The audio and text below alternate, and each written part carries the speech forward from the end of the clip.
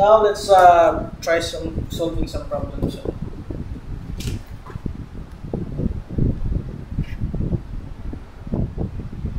That's better.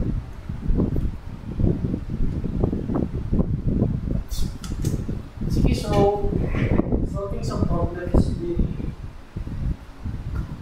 Let's try to find the derivative na niya. Okay. Sample problem number 1. Let's say try to build bridges because of a good number of this. Say the function is equal to 3 to the power of 3x squared. So limit definition is equal to 3 times x plus delta x raised to the power of 2 minus 3 squared divided by delta x as it approaches 0. So sa nga na case, try a simple example. X squared plus 2 delta x plus times x magyudayon plus delta x squared minus 3x squared. This is all divided by delta x. So this cancel out na siya diri.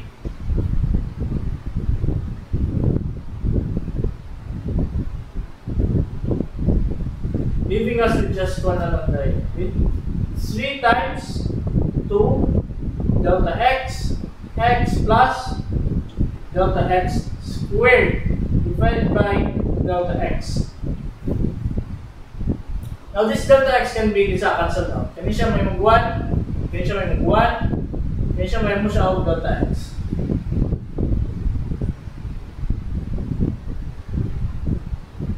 This leaves us with just one na lang tayo. 3 times 2 times 1 times x plus delta x. 1 goods naman na siya. Diba? Applying the limit notation of this expression, just bunsa. 3 times 2 times 1 times x plus 0. 3 times 2 times x. That is just 6x. So the derivative ni siya.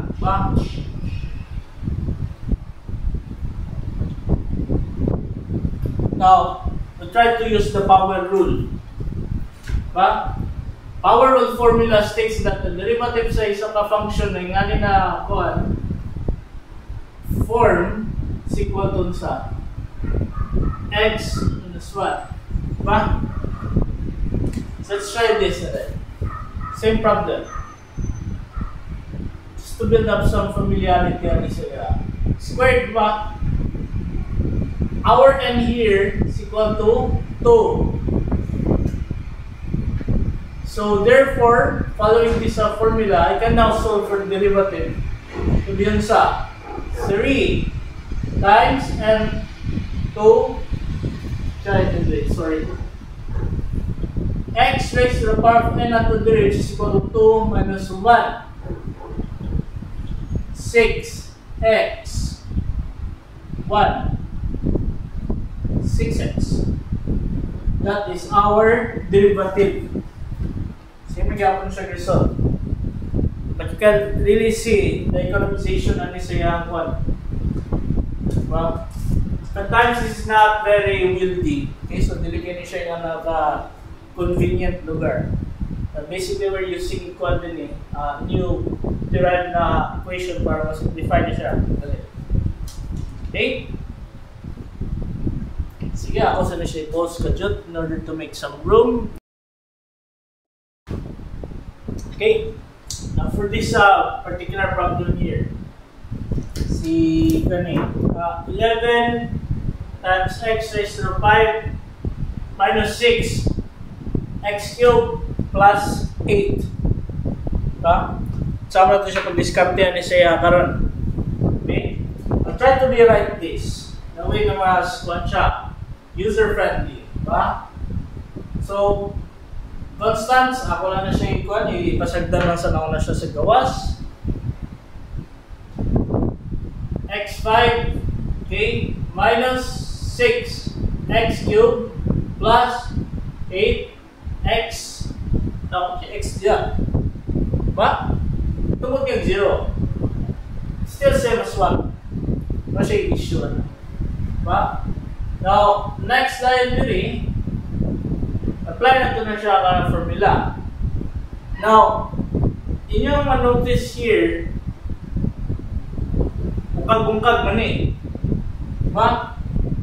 Lalaman siya terms. Diba siya isa ka kuha lang term. It's okay. Derivative ba niya plus derivative ba niya plus derivative ba niya. Okay, basta nga rin ako. If it is separated by algebraic na arithmetic na operation, can be done like that. Okay? So, no worries. Dali na kayo na sa you can still continue solving this in this manner. Okay, so 11 times 5 x raised to 5 minus 1. I'm not sure if maklaro siya. I'll just use red na lang. Sorry. Minus 6 multiplied by 3 x raised to the power of 3 minus 1 plus 8 times 0 x raised to the power of 0 minus 1. And 11 times 5, that is 55 times x, 5 minus 1, 4, 6 times 1, that's 18, 3 minus 1, that is 2. 8 times 0 is 0, so ano na siya. Okay?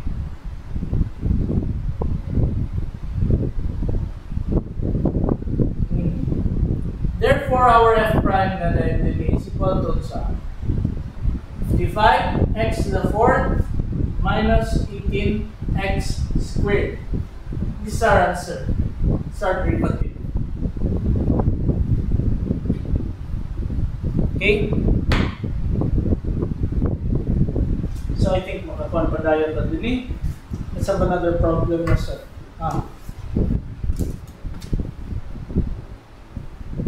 Let's try ganito. Okay. F of x equal to ax squared plus bx plus c. Diba? Where stipulated issues problem A, B, and C are constants. Good. Constants na siya. Okay? Now, if I were to sana rewrite this, I can just say that kinisha diri exponent niya 1. I can write x here, exponent niya is 0. So technically I'm not doing anything wrong. Ba? Because x to the power of 0 is still 1. Yeah, x to the power of 1 is still x. Kasi nga na case din diri, f prime x is equal to kaya siya formula gamit din eh. This time itong n is 2. So a, no problem because that's a constant. Factor out ka na siya. 2 times x, 2 minus 1. B, factor out because that's just a constant. So 1 can be brought down. So 1 minus 1. C, factor out. X, finish at 0, gawas x raised to the power of 0 minus 1. Now, simplify this just sunsa. 2a, x, 2 minus 1 is 1. Ano siya? Okay? 1. Plus, b times 1, it's just b. 0 plus kani siya dire c times 0 times kani siya, that's still 0.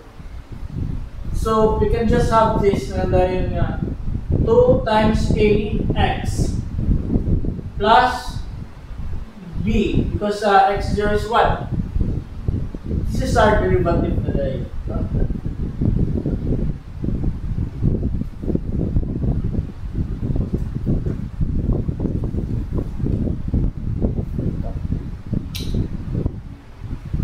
Sige. Ako saan siya mag-isod.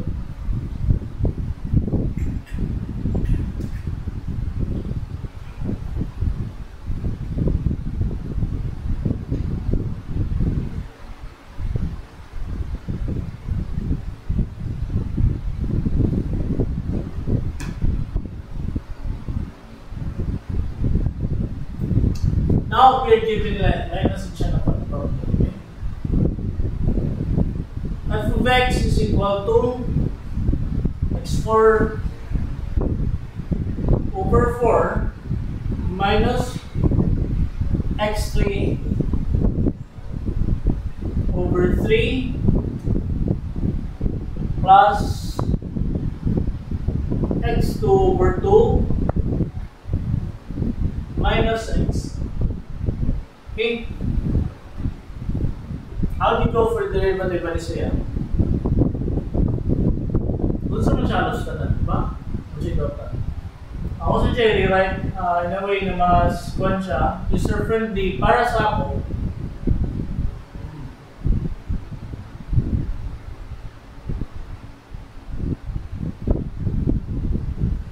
Oftentimes, you will encounter some annoying na mga kanya, multipliers na siya. So, there is another way to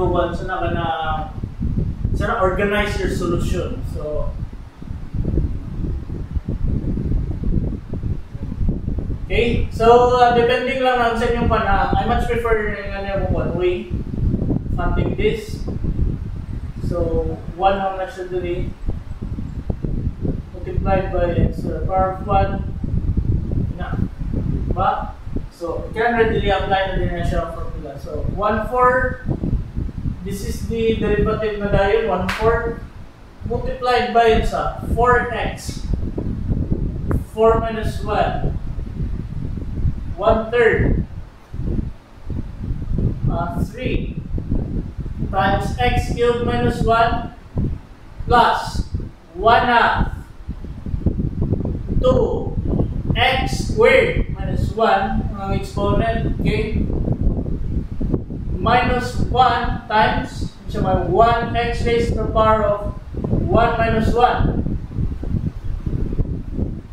Simplifying this, you can just have sa 1/4 times 4x siya. 3 times x, 2 plus 1/2 of 2 x1 minus 1 times x to the power of 0. So in other words, I can just conclude na this is our derivative. So 4 and 1/4 they cancel out. So x cubed minus kani siya 1/3 and 3 cancel out. So x squared plus siya 1/2 2 cancel out. So x1 wala x1 siya wala. This is just sa x to the power of 3 is still 1. So just 100. This will be our answer na rin siya. Okay? It's our derivative.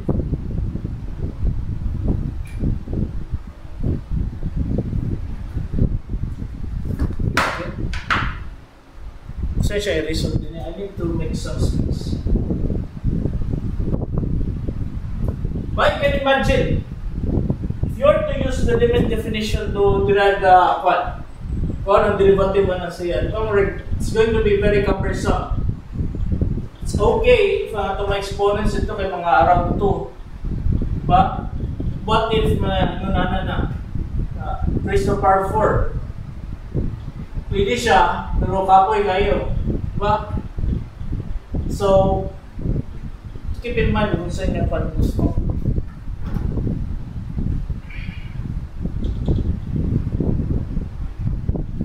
Okay, if you have any questions, just comments on one post. If you have any questions, then okay, I'll try my best to answer your question if I can see them. Okay. Let's try to find another problem. Okay, now slightly much interesting siya.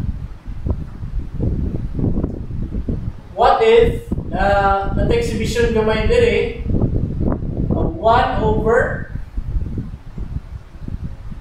negative na siya squared. Negative 1 over x squared. What if kung yun na makaikang dating nga problem? Algebra. Okay? So, ako ni siyang i-rearrange sa diri. This is na negative 1. I just factor out negative 1 diri. Then, kini siya ako saka. So, x squared negative 2. Kasi daw tang siguro, di ba? Now, you can just apply this rule na dahil the power rule. So, negative 1 can just be factored out because that is a constant. So, negative 2 is being brought down.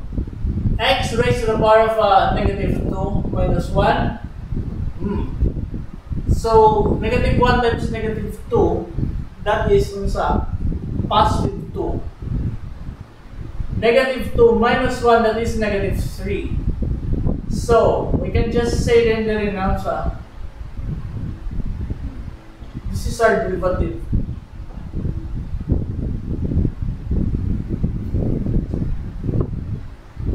Okay? This is our derivative.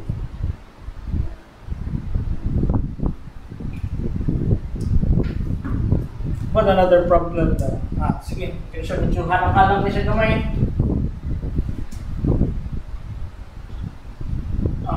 Sorry. F of x, that is equal to 3x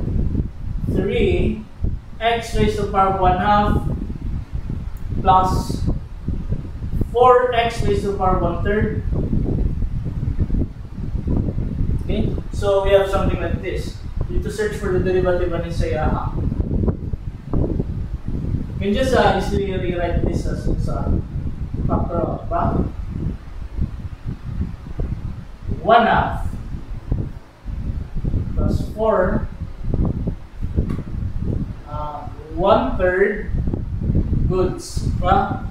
So ang derivative na rin saya f prime x, that is just 3 multiplied by condition derivative inside na saya, which is equal to 1/2 times x raised to the power of 1/2 minus 1, so okay, plus 4 multiplied by, yun siya 1/3, it's brought down, ba?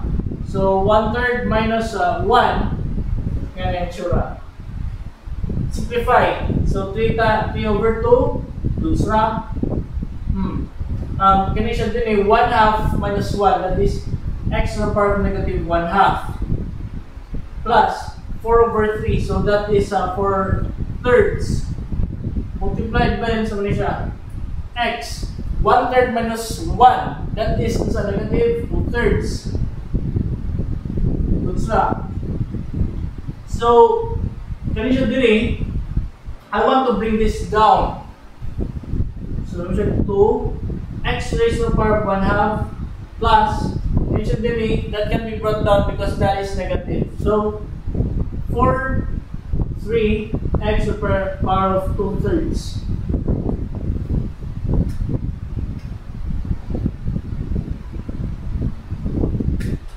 This will be our answer.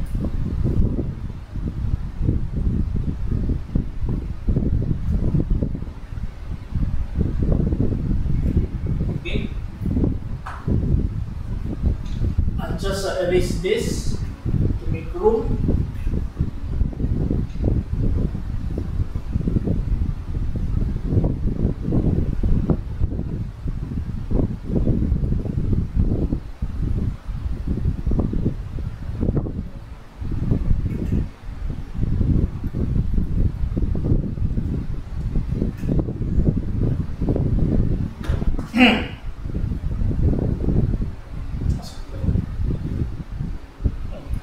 medyo inasa. What if kung itagamit ka na ng mga radical signs?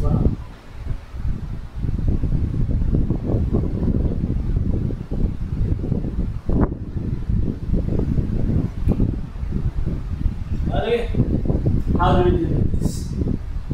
Express it in a form that's very workable with ka na. So, this is yun sa raised to the power of 1/2 plus kaya siya ako ibutang dos taas. Sabi, sige, walang saya na. I'll just rewrite this plus saka na siya negative. Good. Sir of x. So, f prime, y na ito na siya din is 1/2 multiplied by 1/2 minus 1 plus negative 1/2 multiplied by 1/2 minus 1. Division of ito. Sorry. So, 1/2 condition diri. That is negative 1/2. So, this is negative 1/2 raised to the power of kanisha, negative 3/2. Good. So, conditioning 2 na ako diri. I can bring this down. I can just replace it with a radical sign. So, I don't think that's a problem. 2 raised to the power of kanisha. These are f prime x.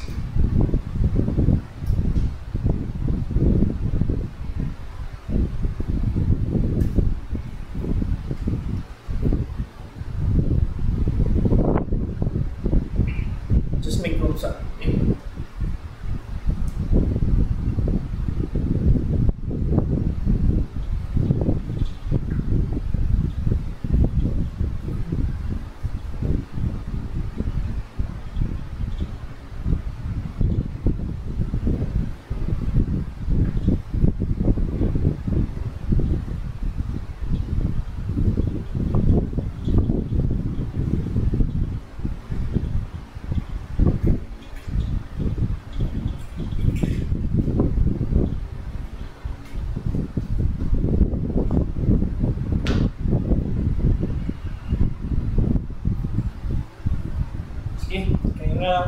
I think this will be our final problem na lang.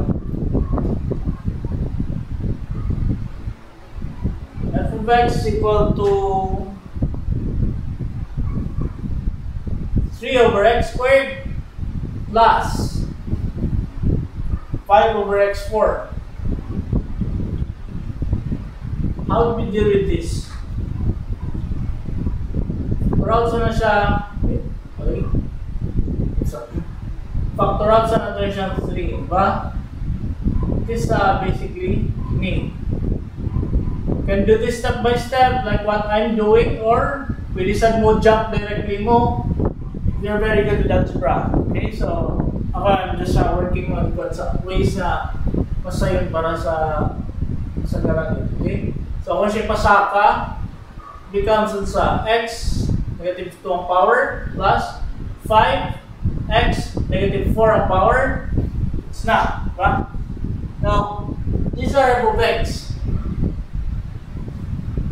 I would like to differentiate na din so I can find the derivative. Okay? So, 3 times negative 2. Sige lang. This is another take na po siya. Negative 2 minus 1 plus 5. 4 x raised to the power of negative 4 minus 1. So, nga na case na diri. Negative 3 times negative 2, that is negative 6. X raised to the power of negative 2 minus 1, that's negative 3. Okay, siya, may 5, ba? 5 times negative 4, that is negative 20. Good. So, carry rin siya din x raised to the power of negative 4 minus 1, that's negative 5. Ba? So, just bring this down a little bit. And the same natin din na 6 over x cubed minus 20 over x to the power 5. That is our derivative for this function.